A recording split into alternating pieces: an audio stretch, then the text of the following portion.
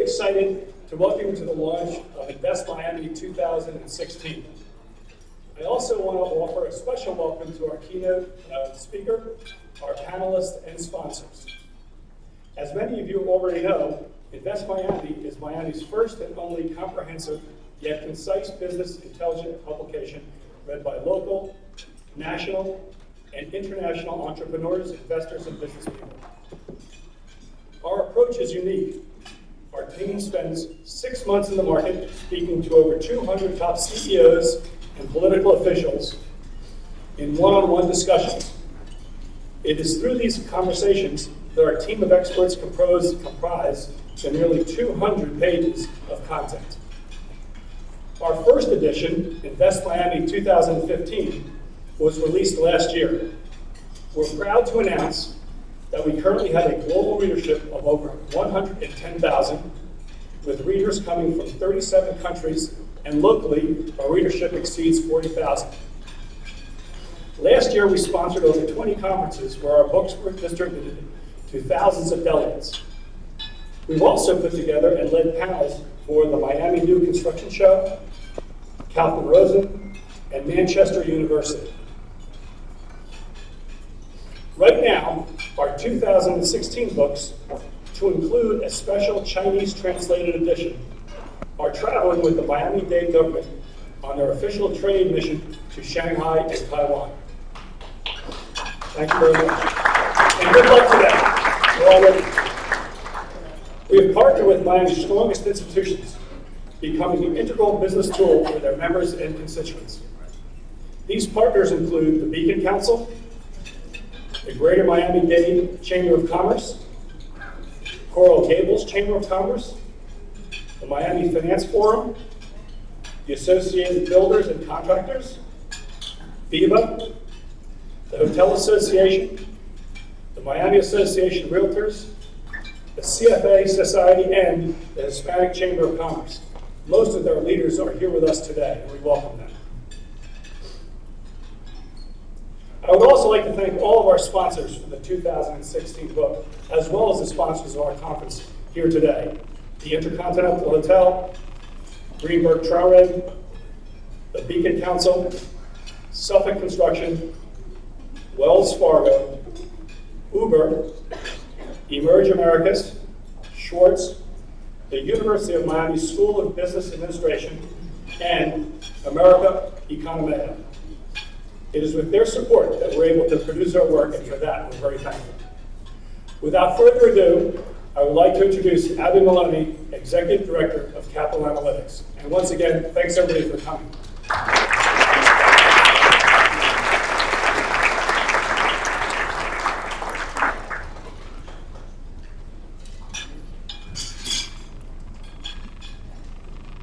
I'd like to introduce our keynote address today. Alberto Carvalho has served as superintendent of Miami-Dade County Public Schools, the nation's 4th largest school system, since September 2008. He is a nationally recognized expert on education, transformation, finance, and leadership development. During his tenure, Miami-Dade County Public Schools has become one of the nation's highest performing urban school systems, receiving system-wide accreditation from Advanced in 2014.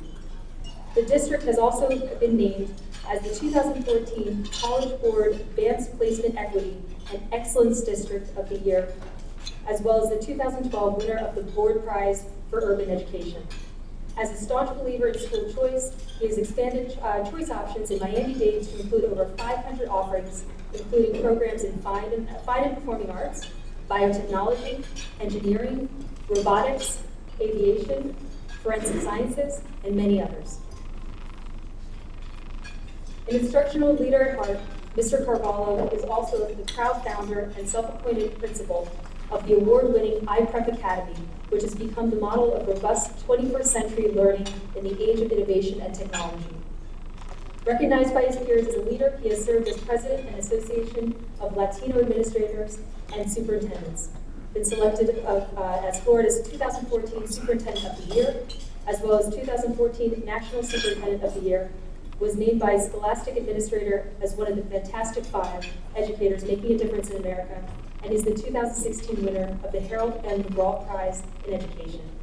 He has recently been appointed by the U.S. Secretary of Education to serve a 4-year term of the National Assessment Governing Board. Please help me welcome to the stage Alberto Carvalho.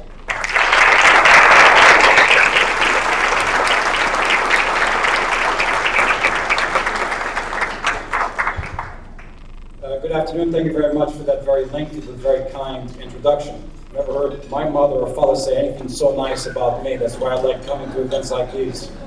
So many familiar faces in the audience, all of you with a shared interest and a goal of ensuring that the viability, both economic viability, social viability, political viability through fair representation that Miami-Dade deserves on this national stage and international reality becomes true not within the next 10 or 15 years, but within a very short term. But for that to happen, I hope you and I recognize for that to happen, a number of things must precede it.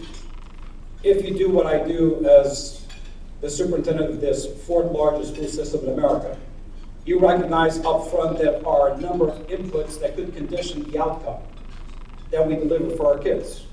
Academic outcomes, specific to graduation rates, college going rates, workforce readiness, personal adequacy readiness, civic readiness for these young men and women to enter the new economic reality that is dynamic, ever-changing, and globalized. If we fail to do it within the public school system, we shall fail as a community at all levels. I'll tell you why. 100 years ago, 90% of all kids in America, 90% of kids in South Florida attended public schools. Today, 90% of America's children attend public schools. We are not going to assess our way to educational excellence, but we are not going to elevate the quality of life in communities without aggressively pushing forth an education reform model that helps not just some, but all. It follows the old tradition, the old moniker of rising tides lift all ships. The newly arrived, the immigrant, the native born, the poor, the wealthy, the middle class. Education and democracy are two faces of the same coin. One feeds the other. They're both existentially important to the realization of our American dream.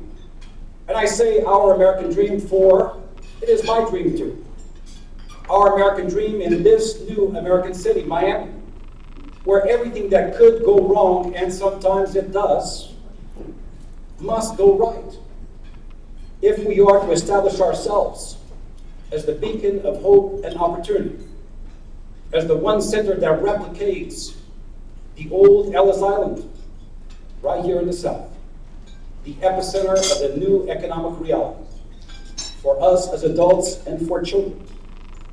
Now, why am I telling you this? Because in our great community, inasmuch as we are arriving, inasmuch as the promise is being delivered through educational empowerment, the dream is not yet fulfilled for all. Incredibly high poverty rates right here in our community. 75% of all kids in Miami-Dade live at or below the poverty level. Family and parental disconnect. Zip codes that are literally digitally disconnected from the reality that we as adults face.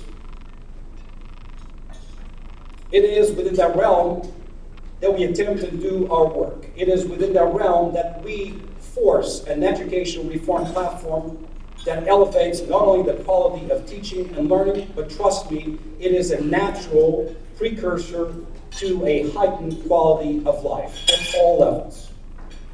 So I'd like to take just a few minutes to detail for you what it was, what it is now, and what we as an educational institution and as a community must continue to strive for.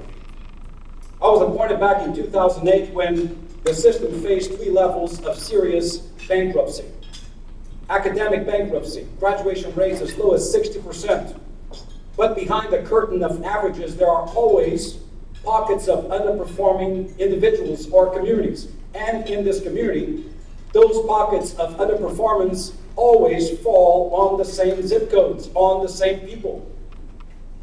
Sadly, The realization that if your grandmother was poor, probably she gave birth to a poor mother who gave birth to a poor child, who probably as a teenager will give birth to a poor child, is very well alive here in this community and across America. What then is the solution? Well, poverty doesn't cure itself. And trust me, education is the cure, the solution for poverty. Now, I can tell you this because I came from there. And as a truly unremarkable individual, if I was able to make it one of six, the only to graduate high school, there is absolutely no reason as to why any poor kid, any middle-class kid, any affluent kid in our community, regardless of zip code, cannot make it themselves. If we simply believe.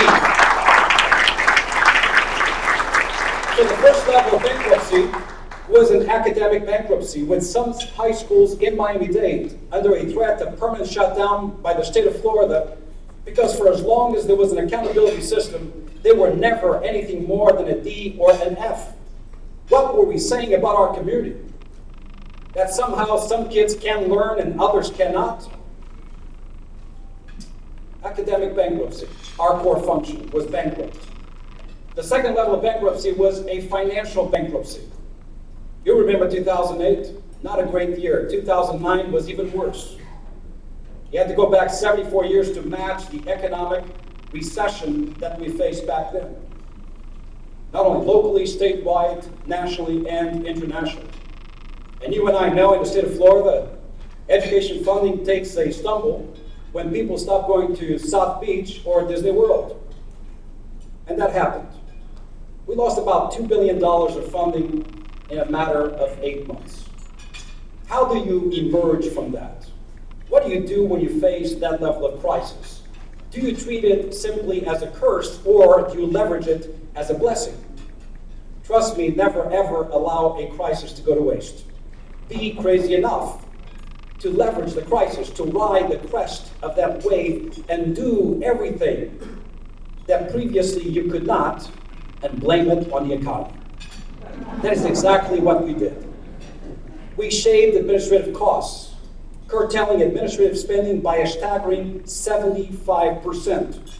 I invited those people who work downtown and always told me that they love the kids to actually go work closer to where the kids are in schools. And those who did not want to or did not have the right skill set, we showed them the door.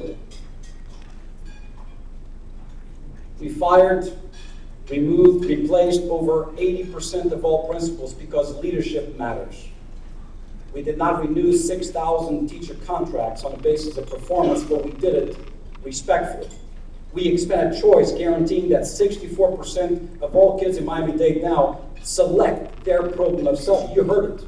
Robotics, performing arts, fine arts, international baccalaureate, Cambridge. You want it, you have it. The years, the days of one-size-fits-all education are gone. Now one-size-fits-none. Empower the child, empower the parent, empower the community with the power of choice. So financially, we were bankrupt. Our credit rating took a hit. Our healthcare expenditures increased dramatically. And then finally, the third level of bankruptcy occurs when a private or public sector institution fall into a state of disarray like the one I described, where your core function is corrupted and your finances are bankrupt. And that's what I term, and this is where politicians get a little nervous, an ethical, if not moral, bankrupt state. We're familiar with it. We've seen it. So we went to work. And I felt, as I said, that leveraging the crisis, using efficiencies as the spirit and the motivator, the catalyst for transformation, and using transformation as the catalyst for district-wide innovation, have served this district well. So well that in the middle of the economic crisis, our performance soared. So here's some information that I would like to empower you with. The business leaders of our community, those of you who push against the wheel of economic development in our community, the good news that sometimes are not shared, that you must know. Over the past few years, graduation rates in this community have increased not only from 60% to 70%, they are now close to 80%. Remarkably, in an extremely poor community, our graduation rates have soared above the graduation rates of every single wealthier community in the state of Florida. They have soared above the state average. They have soared above the average for every single large urban center in America. If you disaggregate the data and you look at Hispanic student performance, African American performance, our African American kids outperform their counterparts across the state. Our Hispanic kids do the same. In fact, our graduation rate has been higher than the state's over the past 4 years. While 7 years ago, there were dozens of F-rated high schools, this year is the 4th year in a row where there isn't a single F-rated high school in Miami. In fact, the graduation rates in Miami's Florida schools that perennially, historically have failed now are higher than the districts, the state, and the national average. You see, miracles can happen if the right miracle workers are at the table. But it gets better. In 2012, having recently earned the Broad Prize in Urban Education, which is the Nobel Prize of Education in this country, we leveraged the increase in graduation, the accolades, the fact that we had more students enrolled in advanced placement classes, college-level classes in high school than any other system in America. We leveraged all that and we lost our minds. And we placed a ballot question to generate $1.2 billion of funding to upgrade the infrastructure of Miami-Dade and to usher in a new digital era. I'd like to speak over the next couple of minutes about that important decision. There were no jobs in Miami at that time. The private sector, construction sector, was depressed. We felt at all levels it was our time, our role, to stimulate the local economy, creating thousands of jobs in the very first year of implementation of the bond. And by the way, for those who believe that people in our community aren't willing to pay taxes, people are willing to pay taxes if they see fair results, if there's transparency in government, if there is honesty, if there is accountability, if there are promises that are lived up to and not discarded and forgotten. And people believed. And for the first time in this community, over 70% of the members of our community, Republicans and Democrats, black, white, Hispanics, all voted in support of the bond. So we passed it. We are now in our 3rd year of implementing the bond. The very first investment was in technology. I'll tell you why. Whether you are a child or an adult, in a hyper-connected society as we know it, the digitally disconnected are initially at an incredible educational deficit, for their learning happens only between bells in school. When they leave schools, they go into digital deserts in their communities. They're not plugged in, there are no books at home. Initially, at an educational disadvantage, over time, an incredible generational economic deficit. So when we passed the bond, we made a promise that we were going to erase the digital deserts in our community. We were going to ensure that regardless of the zip code of birth, every single child and their parents would be exposed to quality digital content, catapulting, allowing for remediation and intervention and acceleration for all children. Having technology meet children where they are and taking them, catapulting them to grade level proficiency, delivering on the promise of hope, opportunity, equity, and access for all. And we have done so. In just the last 2 years, we invested $250 million, providing Wi-Fi connectivity, over 45 million square feet of space, 500 schools, increased capacity and bandwidth from 1 gig to 4 gig to 10 gig in just 12 months. Have deployed over 150,000 personal devices into the hands of students by grade level, and for the poorer students in our community, have provided not only the device but Wi-Fi cards for them to have access to internet resources at home. What happens when you do that? Well, my friends, what happens is our already high performance kept increasing. Let me leave you with this. Over the past 2 weeks, 2 major announcements across the U.S. Number one, according to Wallet Hub, Miami-Dade County Public Schools now stands not only as the highest performing urban system in America, we stand as the most efficient system in America. Based on studies that for the first time tied a return on educational investment to student achievement. Based on 4th and 8th grade performance, with a meager investment from the state in education, we produce the most compelling results across the board, period. Secondly, 2 weeks ago, Child Trends conducted a study focusing on the 21 largest cities in America to determine which cities or communities had minority students with the highest gains and achievement. For Hispanic and African American students, Miami-Dade #1 in the country. And this week, last week alone, the third important data point comes in, where another institution, Education Cities, looked at 101 cities across America, 77,000 schools, to determine which district or city had the lowest, smallest, or non-existing achievement gap, meaning differences in educational performance between affluent versus non-affluent students. Remarkably, Miami-Dade #1 in the country, virtually eliminating the achievement gap. My friends, as I close, I tell you this. If you do what I do, you recognize that behind every single achievement gap, if little Johnny or Mary or Tyrone or Juan can't read, compute, or write at grade level, there is always an opportunity gap around the corner. Opportunity gaps. Availability of healthcare, availability of good childcare, the availability of social services to protect families, the availability of entertaining, inciting, positive activities for students after school, before school, during weekends. If those opportunity gaps are disrupted, then eventually academic gaps evolve. And if we are not smart and deliberate enough about addressing the academic gaps, then these evolve into lifelong, generational, arresting economic gaps.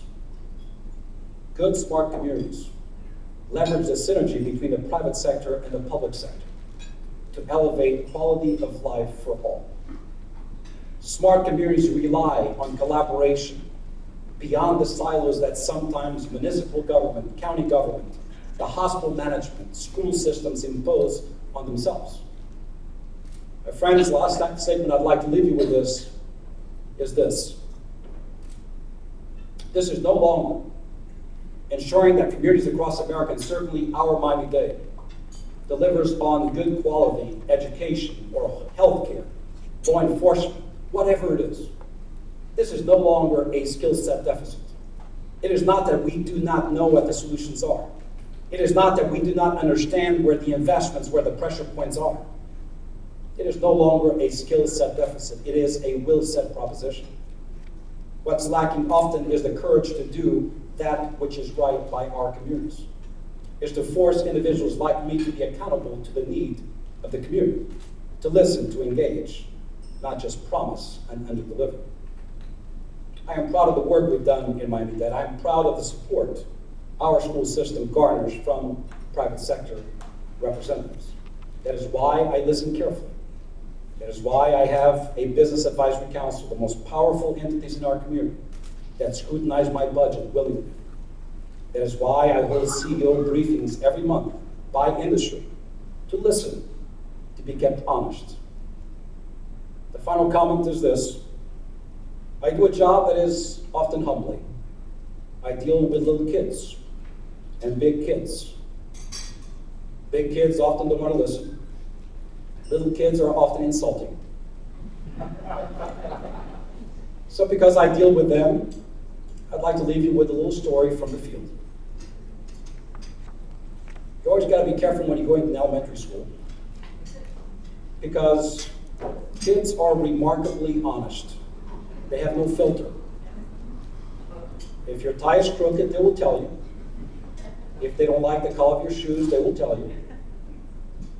So I recently went to an elementary school. I'm walking in, and these two little boys are arriving at school late, and I greet the mother, and one of the little boys says to the other, "Look, that's the weatherman."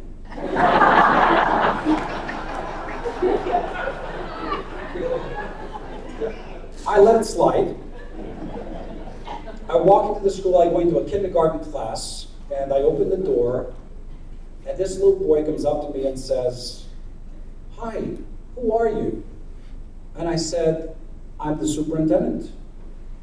And he says, "I don't know what that is, but you're very old." And lastly, and this one resulted in this kid not graduating over the next 30 years, was this precious little girl. I walk into the classroom, and she comes up to me and says, "It's you! I see you in a computer all the time.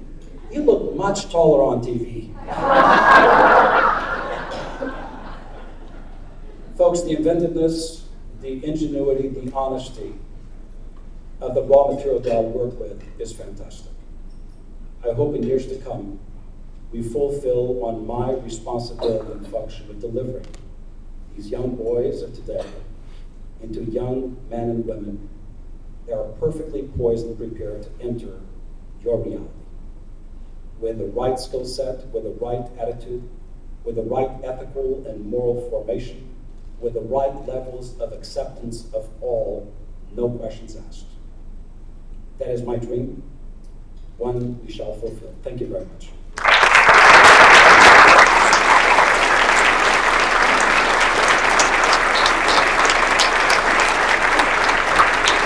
Yes, please help me thank Officer Barala for his keynote address. And at this time, I'd like to welcome up our panelists.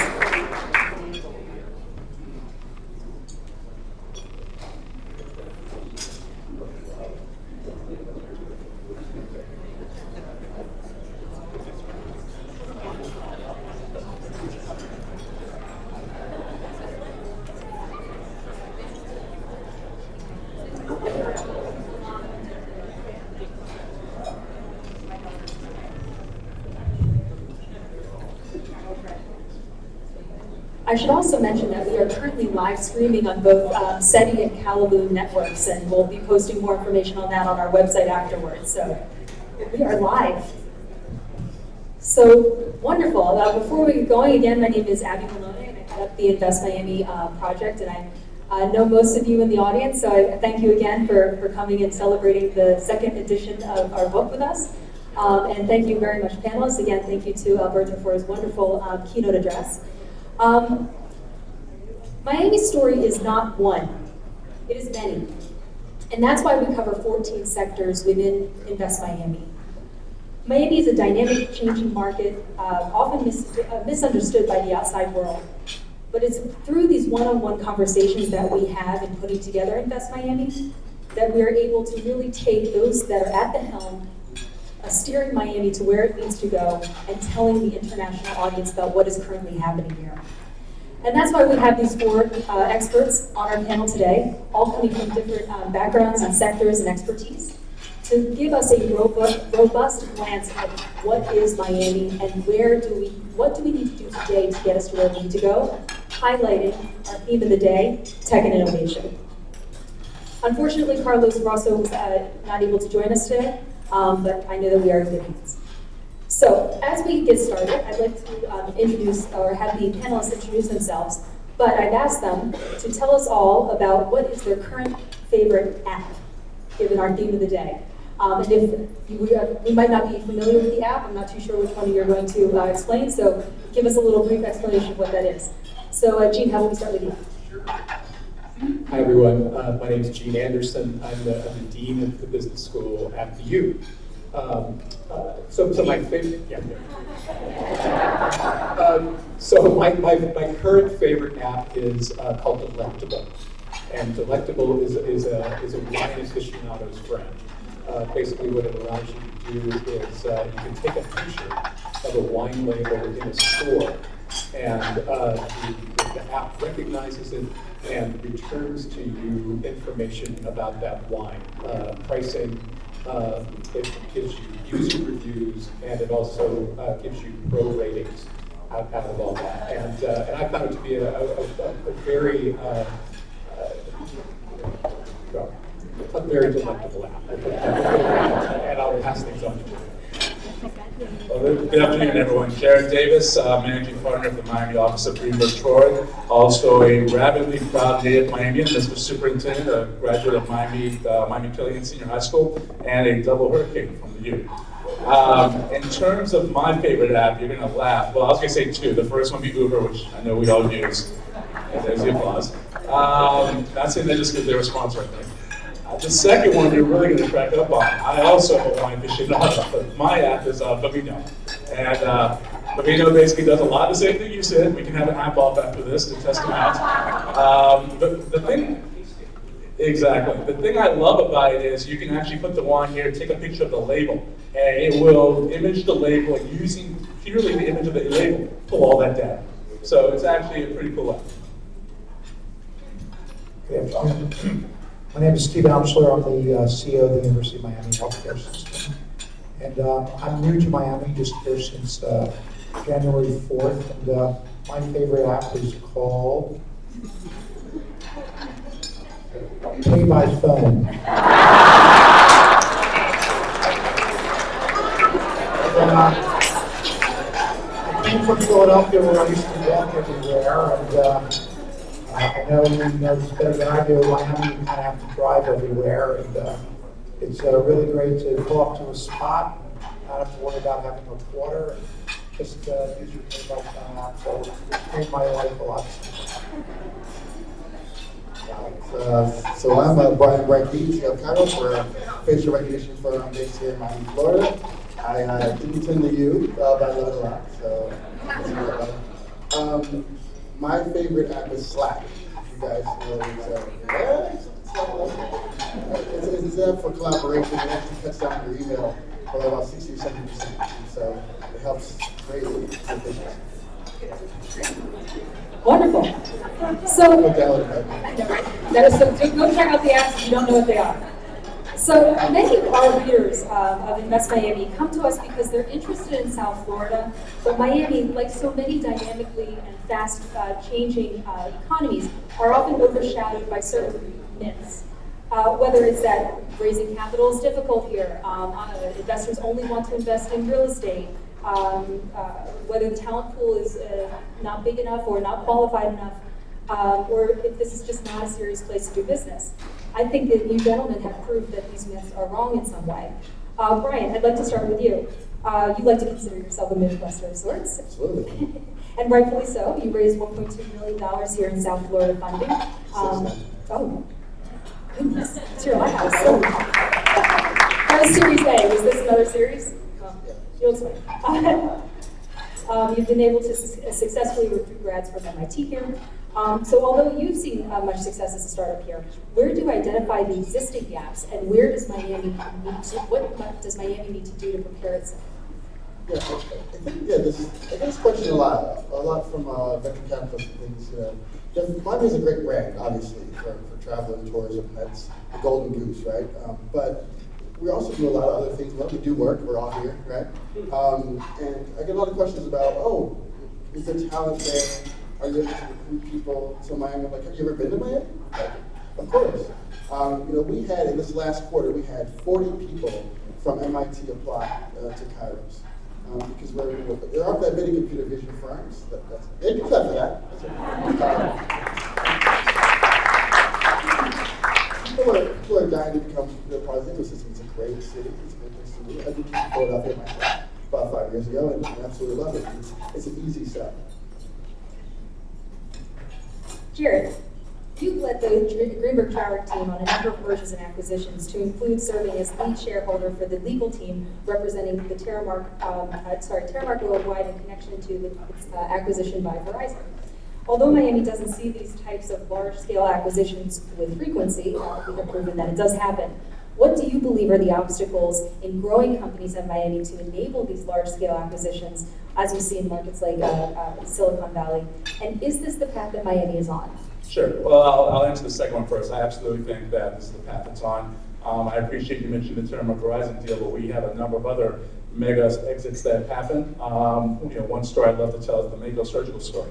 Mako was a med device company that sold to Stryker for, I think it was around 1.4 billion. And then more interestingly, and this is where an ecosystem really takes off, is when you get recidivist entrepreneurs. So the founders of Mako decide, okay, we're going to go on and do other things. Part of that management team went on to OrthoSensor, which is doing amazing things in Fort Lauderdale. And then, of course, the other part of the management team, Ronnie Abovitz and his folks, wanted to do Magic Leap, which I imagine, that could be a whole other panel discussion. But they're doing some really amazing things out there. So the answer to the second question is absolutely. The answer to the first, in terms of what do we need to have that catalytic effect, we're kind of touching on it, which is access to capital. Ironically, this panel is ideal for it because the two components, I think, which are sort of the final rungs, would be access to capital and collaboration with world-class education institutions. And we have a world-class education institution on the stage. We have others in Miami-Dade County as well. That really, to me, is the silver bullet. And in terms of access to capital, it's interesting. On the angel investment side, we have a tremendous amount of wealth in Miami-Dade County. I know that goes without saying. And it's starting to get deployed. The key is to evangelize it. And I always tell people who are currently doing angel investing, you need to get out there and talk to your peers. And show them how easy it is to do, show them how there's not disinformation or asymmetry out there. One thing our firm has done, which we're very proud of, for the second year in a row, we've teamed up with the Kellogg School of Management. Sorry. Exactly, and now I'm in trouble with my alma mater. They approached me. We teamed up with Kellogg at the Coral Gables campus and Accelerated Growth Partners, which is an angel investment network. And so for 2 years in a row, our firm has helped put together these modules to basically teach high net worth individuals on how to deploy angel capital. Because what we found is they're very sophisticated, they want to do it, and you would be surprised, once we walk them through a term sheet, once we walk them through how venture works, once you walk them through portfolio management strategies for technology companies, once you walk them through how to diligence technology companies, it all cracks open. And so I think, to answer your question, what we really need to do is keep evangelizing Miami to the high net worth community, institutional investment money, that's venture capital, growth equity firms, et cetera, and that's happening. I have the privilege of serving as the chair-elect of the Beacon Council, which is the Economic Development Partnership from the county. And we have missions where we go up to New York to evangelize Miami-Dade County to the institutional funds out there. But what we're finding is a lot of them are coming to us on their own. So Corrigan Ventures, they're a multi-billion-dollar real estate firm, but they have a sub-fund that's dedicated solely to technology. They're more on the real estate tech and on-demand tech place. You have Scout Ventures that came down from Europe. You have a number of these institutional folks who see Miami and say, this is getting very interesting. Trident Capital, one of the Silicon Valley firms, has long come here and long loved it here. They've sourced a number of deals, including the Prolexic deal, which had, they were a DDoS play, which had a successful exit as well. So it's happening, and so the key is to take all the wonderful stuff that's going on in terms of access to capital, as well as collaborations with higher ed, and take it to the next level. Great. The inability to find adequate health care right here in South Florida, despite us being described as a destination for traditionally Latin American medical tourism here, domestically speaking, there's still a myth surrounding that you cannot find adequate health care right here in South Florida. UHealth provides a unique platform that is not only a care provider, but also an educational institution. Steve, how is Miami addressing the medical needs of the ever-increasing population, and where are the gaps that still need to be strengthened? So, if you look at healthcare in Miami or South Florida, it really has the same issues and challenges that are occurring across the country. I think everybody knows that the largest single industry in the United States is healthcare, approaching $3 trillion of the economy.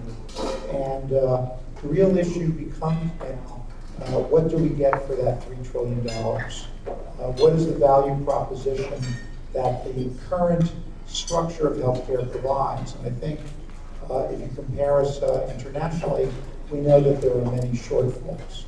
So the excellence in care exists in Miami, it exists in the United States. That it's delivered is wholly inappropriate. and the value that each one of us in this room and across the country is really inadequate for what we are paying. So what we are really seeing now, and what we should all be participating in, and what we should all be demanding, is a value-based healthcare system. So a system that is designed for proper patient experience, for payments that are based on outcomes and quality, and a way to ensure that every experience with the healthcare system improves health and well-being overall. And when that happens, then there will not be the debate about is healthcare appropriate or not. Thank you. One of the other common complaints we hear while speaking with the local business community is the lack of talent in general, or the lack of qualified talent. The York School of Business Administration has launched a number of new programs in the past year to include especially master's programs and executive MBAs to further cater to the global business world, something that Miami embodies. Jean, where do you feel the disconnect lies connecting students in higher education programs and platforms to the Miami business community? And what are the measures that need to be taken to build those bridges? Well, that's one of our goals, of course, at the school, is that we really want to be Miami's go-to business school when it comes to business talent and business ideas all the way across the board. We've got great educational institutions of all kinds here in Miami, but the University of Miami's business school is one that can attract talent from all over the world and bring it here to Miami. And so one of our great goals is to do that, bring the talent here, and then to work with local businesses, to work with the local entrepreneurship ecosystem to keep that talent here in Miami. So actually, I love it whenever I hear I can't find that kind of talent here in Miami, because that's the niche that we are very much trying to fill. But to make that happen, I do think that really unique companies around what's happening on campus, getting our students out to work in companies on the projects that will help them to learn and connect what they're learning in the classroom with what's actually going on in practice and kind of the latest problems that folks are facing. That will help, I think, the community get to know our students and the quality of it all the way across the board. But I also think the community needs to become even more of a hub and a catalyst for innovation and economic growth here in Miami, and in that way get our students more connected up with the entrepreneurship and starting here in Miami. And there's a number of ways we've already started some steps in this direction. The Life Science Technology Center, we've seen that along the and 5 we have the launch pad on campus. The launch pad is it's something that's part of our career center, but the launch pad is about creating jobs instead of having students take jobs. Had over 3,000 students go through it. They've launched nearly 300 companies and created over 1,000 jobs here. And so that's another way that the university can start to fill that gap that's out there. And there's more to come in the future. I think our new president has announced an initiative to make the university a hemispheric innovation and technology hub for South Florida, to try to bring companies onto campus, maybe especially startup companies. They could be working in accelerators, for example, on campus. That would be an opportunity for us to maybe bring angel investors to campus on programs that Jared was talking about, and that way try to make stronger connections between the students that we're bringing in and the talent that they provide. And the needs of our local entrepreneurship system, as well as established companies all the way across the board. I'd like to now look at Miami's startup culture. We touched upon it a little bit before, but one of Miami's ambitions is to become another Silicon Valley. The city has even received national media attention for having the second highest startup density of any U.S. city according to the Kauffman Foundation. Just one example is Kairos, who chose to be based here in Miami, but caters to clients all over the country and globally too, no? 40 countries. Great, perfect. Although we have a ways to go before achieving the critical mass that other tech-hungry cities have attained, Jared, what do you think has led to this increase in startup activity? What does Miami offer to attract these new entrepreneurs, and how do we kind of up our ante, so to speak, to propel us forward? Sure. I think one is a consequence of our history, and then one is a consequence of our structure. In terms of history, remember, Miami is such a remarkable city. Once again, this might be hometown pride, just forgive me.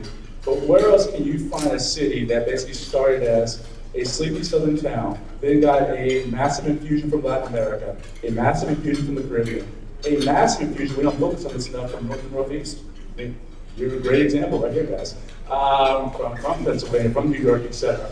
And lately we're seeing a influence from the PAC Asia corridor. So, and Eastern European bloc countries. So when you get that kind of a model, when you get a migratory city of that sort, you're going to have entrepreneurship. Because people don't have that courage, that zeal, that fire in the belly to uproot and reestablish themselves unless they have an entrepreneurial flavor to them. So part is a creature of our history. The other aspect is, well, what does that lead to? I don't know, by show of hands, how many of you have heard the distinction between a fragile and an anti-fragile economy? Just out of curiosity. So a fragile economies are those that don't do a good job of withstanding shocks to the economy, whether it's external shocks or internal shocks. They just don't. If something happens, one company goes under, the entire economy implodes. Anti-fragile economies, best exemplified by Silicon Valley, Israel, to some extent Scandinavian countries theoretically, although maybe not Finland, given Nokia, are those that can withstand those shocks. So if something happens to them, they pick back up, they keep going. Miami, because of that, what I described before, I would argue is typically an anti-fragile economy, and more so with each year over year over year becomes more so. Well, when you have that nature, it makes it very ripe for entrepreneurial companies. You know, one of the ultimate tests for whether or not you're a culture that's ripe for entrepreneurship is the question of, if you meet somebody at a cocktail party and they introduce themselves with the following statement: "Hi, I'm Jared Davis. I had 4 stars before, each of them failed. How do you see that person?" In fragile economies, their reaction would be, "You're a bum." In anti-fragile economies, their reaction is, "Congratulations, you learned so much. You had 4 failures, and the 5th one you get knocked out of the ballpark." If you look at most of the most successful people in this community, and I'm not disclosing anything out where they all have written about it, they've all talked about it, but if you look at the Manny Medinas, if you look at the Mike Fernandezes, if you look at the George Perez's, they had times, you know, we see them now when they're at the top of their game. Each of those gentlemen had times where they were very low. And once again, they are very forthcoming about that. And they picked themselves up, and they dusted themselves off, and they kept going. That is the essence of entrepreneurship. But you need an ecosystem that supports them. You can't just by yourself have that personality. You have to be in a community that will embrace that and say, you know what, you learn, we're still going to support you. Let's see how you can pivot. You know, there isn't a startup around that hasn't had that pivot point where they realize, okay, our business model is off a little bit. Let's change. How do your sources of capital react to that? How do your bankers react to that? How does the community, how do your customers react to that? So I think that's why you've seen the explosion of startup activity that's been going on in the economy. So to answer your question, how do we up our game, as you put it? You keep it going. You keep embracing that. You keep providing resources. You keep providing a fertile soil for these folks. I mean, in my opinion, entrepreneurs do God's work. You know, if you look at most of what we have in Miami-Dade County that's so unique, whether it be in the education sphere, the corporate sphere, et cetera, you know, no one, you know, at Beacon Council, we love to say, because part of our job is to market and bring companies here, but also our job is to grow. And we love to say, you know, nobody brought Perry Ellis here. No one brought Ryder here. No one brought Burger King here. Those were all homegrown companies that began with entrepreneurship. You know, we hear about McLemore at UM, that was the founder of Burger King. You know, it did start with one restaurant at one point. So we need to create that environment, keep it going, and by doing that, I think you'll just continue. But the beauty of Miami is, I think in this city more so than most, in all of our souls and all of our hearts, we're all entrepreneurs. It's part of being a Miami. I love it. Brian, would you like to chime in there? Yeah. So I have this kind of, I'm on this kind of one-man show here about Miami isn't trying to become Silicon Valley, number one. And number two, Miami has already surpassed a number of cities in the country. So we're not trying to become something, we actually already are.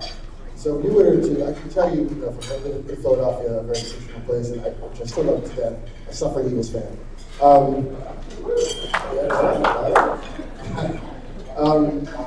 It's to start a company in Miami, you get so much help, so much support, the community's behind you, they're pushing you forward. Right? You've got a great culture here, going hand in hand and helping people together. And you can't, it's hard to train an entire city to do it. It's part of who we are. We all come here for different reasons, but we chose this place for a reason. 70% of Miamians were not born in Miami. So we've all made a decision to kind of be here and work together. And that kind of, brotherhood and sisterhood helps us to grow really great entrepreneurial successes. The other thing is, again, taking kind of Silicon Valley, maybe Boston, New York, and off the list, but if you're doing a startup in, Omaha, Nebraska, or Columbus, Ohio, or, Finland, Miami is absolutely, positively much better than those places to start a company. I mean, we are in the top 2%, 3% of cities globally to start a firm. And to give you some idea, in Silicon Valley or California generally, there are 3 startups for every 1 angel investor. In Florida, there are 3 angel investors for every 1 startup. So clearly, this is the place you should be starting because you need that capital. It's like the oxygen for the early stage startup. G.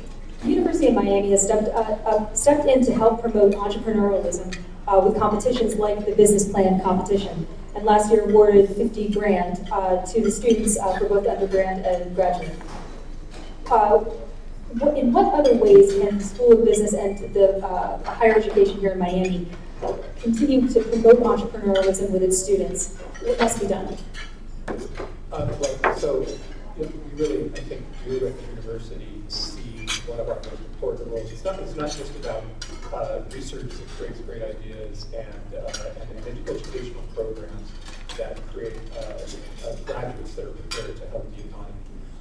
We really have to have a role in driving innovation and driving entrepreneurship and economic growth in the city as well. But I think it's been said in a couple of ways up here before. If you're going to have a world-class city with a world-class entrepreneurship ecosystem, you need world-class institutions to do that. And certainly having a world-class university and a world-class business school is essential to that. So as you pointed out, we have our business plan competition, which helps to students that have really interesting ideas, and actually it's students and alumni. So some of you guys can come back and teach next time. So that's one way, of course, that we bring together students with a lot of advisors, many of whom are successful entrepreneurs themselves, and sometimes encourage in investing in what the students are doing. That's been a very important part of our portfolio of activities. We also have a entrepreneurship consulting course. So this is a course where we get our students out into local startups and entrepreneurial organizations to see what things are like at street fighting level, and to learn the kinds of skills, the kind of entrepreneurial skills that you can really only learn in a startup situation, things that you can't really get inside the classroom. And that, of course, helps us to create stronger entrepreneurs when they graduate, because a lot of students want to start their own businesses. We also do a lot, we're doing more and more within the university with regard to tech transfer.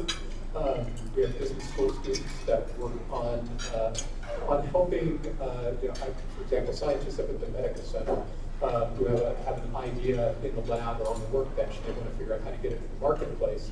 We'll put together a team of business students advised by faculty to work with that faculty member on a plan for either bringing the product to market, getting it licensed, getting the next round of funding, and so on. And then if you look at the broader university, again, you've got operations like the launch pad, which I described earlier. And there is much more that we could do. I do think the idea, for example, of having a community accelerator on campus where you're bringing people with people that apply to be a part of it, to bring their ideas, be it technology, services, whatever, and that would give them access to intellectual capital on campus and the energy that our students need to bring to working on taking those startups and those ideas to the next level, and can also be a convening point for people that want to advise these kinds of startups, board members for those startups, and potential investors for those startups as well. But so those are just some examples of ways that we're trying to think about how our talent that we have with our students and the talent that we have with faculty can be put in place to help fuel the entrepreneurial environment out here. And also how we can use the power of the university and its ideas to convene the different parts of the innovation ecosystem to help facilitate the rise, I guess, of Miami's entrepreneurship ecosystem and economic growth overall in the region. To the point of the community accelerator being an in-house resident at the university, there is a growing and impressive ed tech community that's growing within Miami-Dade County. You've got PrepWorks, the work they're doing in terms of standardized testing from an AI perspective, WinCode, some of the boot camps. It'd be interesting to see like a collaboration with you guys and see what you can do there. So it might be helpful to give an experience from Philadelphia. I think that what we're really talking about is a complete transformation in the way that we think about monetization of intellectual property. And traditionally, universities, if we talk about universities, have been traditional tech transfer where you license intellectual property. Certainly within biotechnology and the healthcare field, the amount of money that you need for startup is it's large. It's tens of millions of dollars. And you need different models. And the model we employed at my last institution was actually for the hospital I work with to start the company and to take 100% ownership initially. So we funded a new company in gene therapy where the hospital set up the initial investment. We then used that to go out and to bring investors. So a second round, after an initial $10 million investment, we were able to raise $72 million and then immediately went to an IPO where we raised another 200 and have now gone through 2 rounds of funding. There's a lot of advantages to that. The hospitals retained 40% of the company, and that becomes then a mechanism for reinvestment into research. So as we see the general research environment change, the NIH, big pharma decreasing their investments, we have to look for new funding mechanisms for the basic research that eventually generates the new startups. So one of the things is for universities to really think about how much risk they're willing to take financially. They have to start to understand issues of personal and institutional conflict of interest as you start these companies. And they have to develop the expertise in monetization of intellectual property. So have to understand patent markets. Typically now, most technology is not based on a single patent, so you have to have the ability to really bring patents in from multiple institutions so that you can move ahead in a startup. And if you do that, you can be quite successful. There is plenty of money out there. Money will come to Miami. It's really based on the idea and on the track record of the people that are developing the technology. There are plenty of people that have the expertise to do that in Miami. Fabulous. And Steve, I'd like to stay with you. This past year, we saw UHealth make great strides in HIV/AIDS research, stem cell research, advances in new technologies to remove brain tumors and stroke recovery. What are some of the ways research supported by technology taking place is changing Miami right before our eyes? What does this mean for the future of Miami's medical research and its place in the larger medical research community? And what is Miami still lacking? Where do we need to go? So I think you're really talking about a model of integrated patient care. So having a care model that's really focused on a particular area of disease. So cancer would be one that comes to mind. And the most successful cancer treatment involves a team of specialists from multiple different areas: surgery, oncology, radiation therapy, and then a whole host of support services. And within this integrated practice unit, what you want to do is to couple that with a very active translational or patient-oriented research component. And the concept is to rapidly transfer new discovery from the bench, from the laboratory, into patient care. And the areas that you've talked about is really that model. It's excellence in patient care coupled with translational research.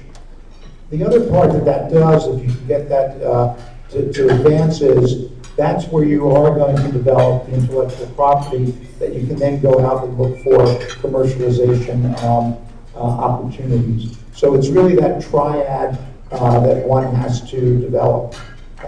Certainly the areas that you've talked about, HIV, AIDS, stem cell, are areas of really great success that have originated in this community. You know, there's so much to do in medicine. We really need to have, 10, 20, 30, 40, 50 successes like we've had in HIV, AIDS, like we've had in stem cells to really propel things. Jared, subfluorid is rare in that this region encompasses both a large geriatrics population as well as a pediatric population, creating a unique data warehousing environment. As Vice Chairman for the Board of Directors for the Nicklaus Children's Hospital, tell us a little bit more about the digital healthcare and data warehousing as it pertains to South Florida.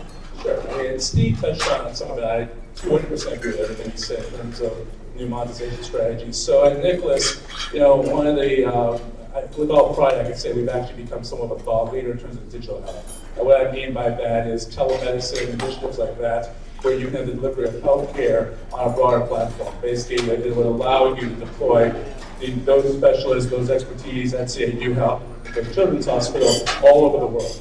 And so that greatly expands the of the health system in question. So we've been working on that a lot, but we pretty much have adopted a similar model to what Steve has described, which is leveraging your balance sheet, leveraging your resources to start the company, incubate it somewhat internally, and then you use your relationships to go out and get the capital. The beauty is there is an entire cottage industry of private equity, growth equity, VC firms that only do biotech or digital health or some initiative that touches on biotech or life science or healthcare. And they know their stuff, they know how to diligence, they can make decisions rapidly, and most importantly, as Steve mentioned, they're used to the investment horizon. Anything you do in healthcare, particularly the biotech side, has a ridiculously long investment horizon. Because you got to go through clinical trials with the FDA, et cetera.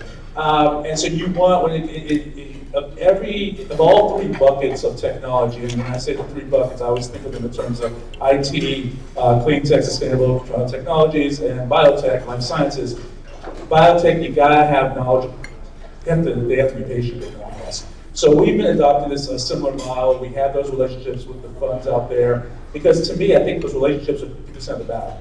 Because as with any startup, every startup I talk to, I always tell them you need to plan for success. You need to figure out where's your Series A, your Series B, where's your exit going to be, your IPO, or who's going to sell to a strategic or to a financial buyer. And so in the case of biotech or digital health, you have that dynamic there as well.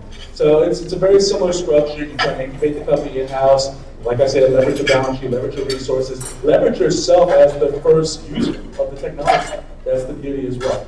But yeah, it's been very successful for us, and we're looking forward to keep scaling it. Fabulous. I'd like to ask the panelists one last question before we open it up to questions from the audience. So if you want to think about some questions you may have while they answer, please do so. Looking broader, considering the strengthening of the US dollar, the ebb and flow of the international condo buyer, the arrival of new startups, diversification of our economy, all this change comes with great disruption. I think one of the obvious ones is all the traffic we continue to suffer day in and day out, but we have wonderful solutions like Uber, so I hope everyone used their code that they were emailed the other day. If you don't know what that is, if you didn't read your emails, check it or talk to one of us, so we can support getting cars off of the streets. But I'd like to ask each and every one of you, what would you identify as the biggest challenge at this moment in time as it pertains to your particular area of expertise? Jean, let's start with you. Well, I think the biggest challenge in higher education is we're the industry that really hasn't been hit by disruption yet, right? So we have to be really thinking carefully about what the future is going to bring for us. Is for example, for the undergraduate experience, is the 4-year on-campus full-time model? What's that look like in an age where digital learning is becoming more and more efficacious and working better and better? As a business school dean, I worry about that happening more quickly, actually, in the business education market than in any other market, especially when it comes to graduate and executive kinds of programs, because that's an area that well, there's a lot of value in it, which can attract people that want to invest and disrupt in these kinds of things. Maybe some of your friends who work in ed tech are coming after me already. But that's a market where digital technology, either by offering kind of hybrid programs or fully online kinds of programs, really has the potential to change and disrupt the traditional model of higher education that is still in place after many years. Not sure we're going to go completely the way of the newspaper industry, the publishing industry, and so on, but there are some similarities there, and it's something I think we think about deeply, and we're preparing ourselves as we go forward for what that new world is going to be like. I'm going to be the guy who says ditto a lot, because actually I was going to say the exact same thing. The way I tend to look at this is 2 buckets. One is the talent aspect, which I think you touched on perfectly. We as an economy, we as a community, are going to have to rethink how we train people. It's that. I used to serve on the, I know my microphone's kind of sporadic. I used to serve on the visiting committee for Loyola University in New Orleans. We talked about this a lot.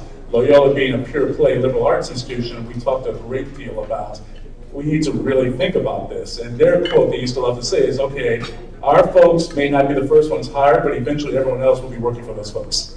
Because their philosophy was a liberal arts degree leads you to become a CEO, you're more holistic in how you look at the world. Having said that, even the dean there bought the fact that in the world we live in the skill sets that are demanded by the workforce, you have to find a way to still give those critical thinking skills, but still fine tune it. So in terms of, and yeah, some of the ed tech plays are, as you put it, coming for you, but you can collaborate. So boot camps are a great example. Coding boot camps like WinCode, etc. The Launch Code initiative that Jim McKelvey, the co-founder of Square, he moved to Miami with his initiative, that they're finding ways to more surgically give those skill sets to train. And the beauty of that, and really the hybrid model, I think might work, is we need universities like the U to, as Loyola put it, train our leaders. You still need that global view of the world. You still need to get them to critically think. So there has to be some hybrid model where, particularly when you need to pivot, the more nimble players like a WinCode, et cetera, can jump in, help you get that skill set in a very intense period of time. The bootcamp model tends to be like a 12-week type model. So let's say there's been some shock where a certain skill set has been rendered completely irrelevant. Maybe it's not the 4-year institution to retool, maybe it's a bootcamp model to help them retool, as you put the digital model. The other aspect of it, in addition to talent, we talk about this in Beacon Alliance, infrastructure. So housing costs, we all know. Transportation, we all know. Ironically, one could be somewhat of a solution to the other. If we have a transportation solution, you may not mind the fact that you have to drive very far out to get affordable housing. But we're looking at those solutions as well. I'd say the combination would be the affordable housing, transportation, both of those fall within infrastructure, and then talent cultivation. Steve? Well, healthcare has too many, probably to hear for, but a few things to keep in mind. This transformation from fee-for-service to value-based healthcare. That puts the risk of finances on the provider. That means institutions like UM Healthcare are going to have to get much larger to be able to actuarially manage risk. So we're about a $2.5 billion operation. We will have to be at least a $5 billion or $6 billion operation in the future. We need to have new ways to better mine data. Data is going to be the lifeblood of what we do, both in terms of improving clinical care, but also leading to the discoveries that can support an entrepreneurial company. And then I think as all of us are seeing, Miami is at the forefront. Climate change and the impact on human health is going to be dramatic, and I'm not sure that we understand it. Just look at the last 6 months, what has happened with the Zika virus, and that is going to be upon us in the next 2 months. That, to me, it has the greatest unknown and will require the greatest preparation and transformation. Yeah, I think mine kind of echoes a bunch of age. It's probably around the education space. When I think about our company, to give some sense, we have about 9,000 customers in 40 countries, as you mentioned, processing, hundreds of thousands of faces a day. And the technologies that we use, most of them were invented between a year and a half, 2 years ago. Right? So think about somebody going through a 4-year experience. Whatever you learned in that first year is completely unapplicable to our business. So how do we find a way to engage students to keep these kind of up-to-date skills and teach them to kind of be lifetime learners, so they can be kind of helpful in the jobs of tomorrow. Thank you. And now I'd like to open up for some questions from the audience. If anyone? Show of hands. No questions. We have these amazing panelists. In that case, unless anyone has any closing remarks from the 4 panelists, I'd like to thank you all for being here today. Gene Anderson from the University of Miami, Jared Davis from Cruz-Shire, Stephen Altschuler from UHealth, and then Brian Brackeen from Kairos. Also to Alberto Corrales as our keynote address, and to all of our sponsors for the event, and most importantly, our wonderful audience. Thank you all for being here today. And please find your copy, the first copy available of Invest Miami as you leave. So I know that the great anticipation has built. They are waiting for you outside. So thank you again.